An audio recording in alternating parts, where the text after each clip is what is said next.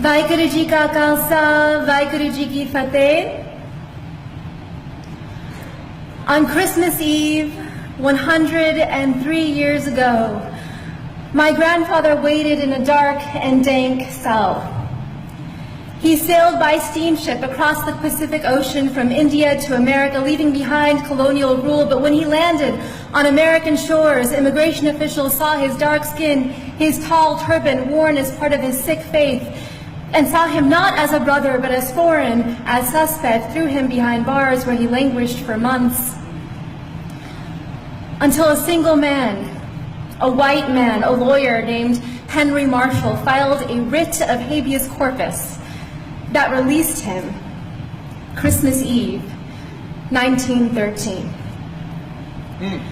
My grandfather, Kehar Singh, became a farmer, free to practice the heart of his Sikh faith, love and oneness.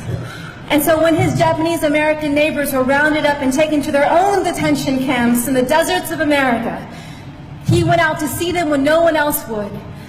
He looked after their farms until they returned home. He refused to stand down.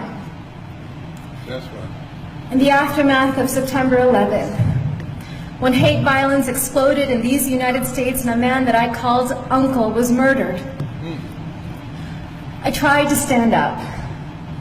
I became a lawyer like the man who freed my grandfather, and I joined a generation of activists fighting detentions and deportation, surveillance and special registration, hate crimes and racial profiling. And after 15 years, with every film, with every lawsuit, with every campaign, I thought we were making the nation safer for the next generation. Mama. And then my son was born.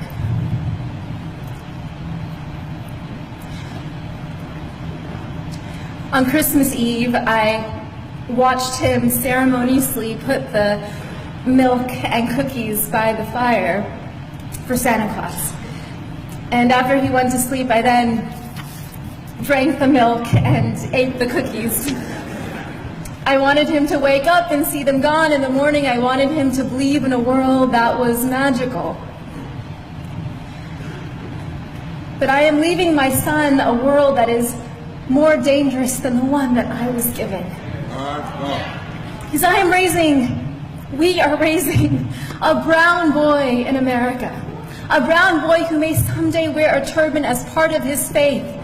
And in America today, as we enter an era of enormous rage, as white nationalists hail this moment as their great awakening, as hate acts against Sikhs and our Muslim brothers and sisters are at an all-time high, I know that there will be moments, whether on the streets or in the schoolyard, where my son will be seen as foreign, as suspect, as a terrorist.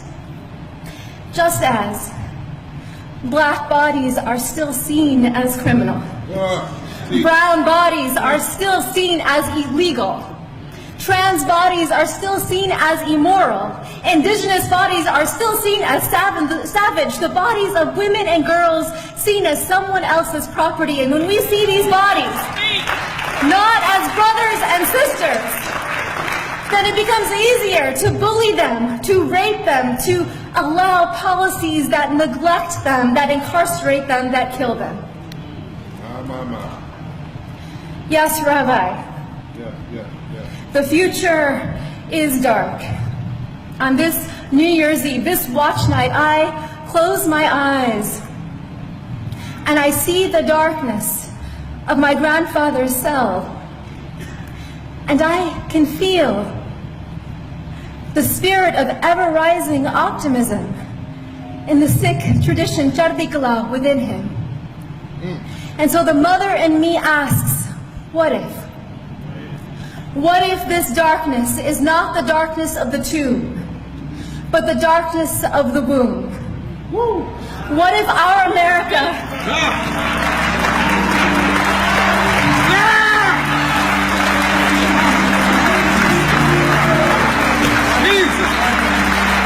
What if our America is not dead, but a country that is waiting to be born?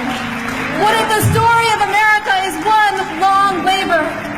What if all of our grandfathers and grandmothers are standing standing behind us now, those who survived occupation and genocide, slavery and Jim Crow, detentions and political assault, what if they're whispering in our ear today, tonight, you are brave? What if this is our nation's great transition?